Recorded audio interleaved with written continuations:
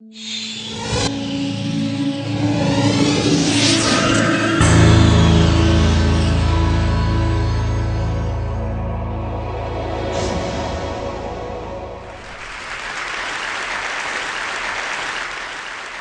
Gore spoke at the TED conference I spoke at 4 years ago and talked about the climate crisis, and I referenced that at the end of my last talk. So I want to pick up from there, because I only had 18 minutes, frankly. And so as I was saying,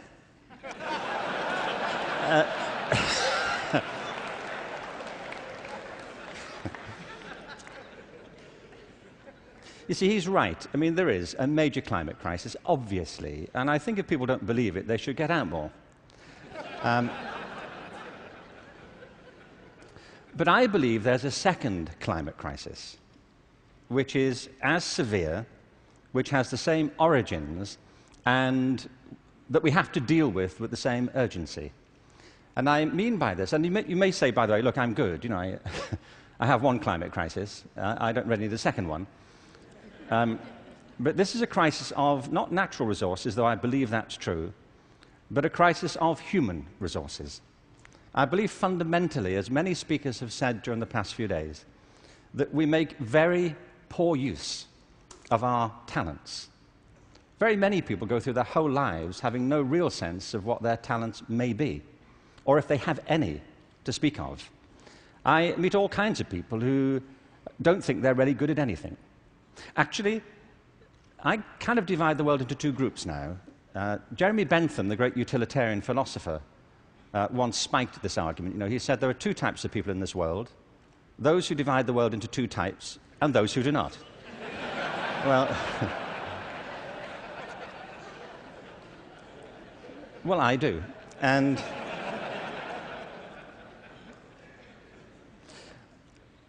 I meet all kinds of people who don't enjoy what they do. They simply go through their lives getting on with it.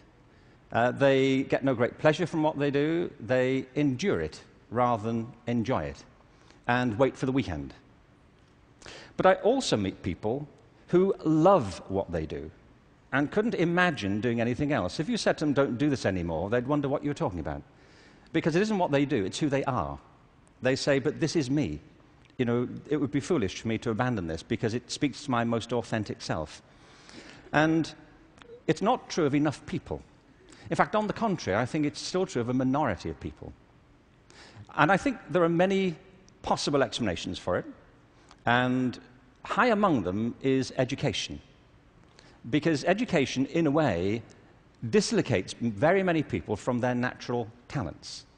And human resources are like natural resources. They're often buried deep. You have to go looking for them. They're not just lying around on the surface. You have to create the circumstances where they show themselves. And you might imagine education would be the way that happens, but too often it's not. Every education system in the world is being reformed at the moment, and it's not enough.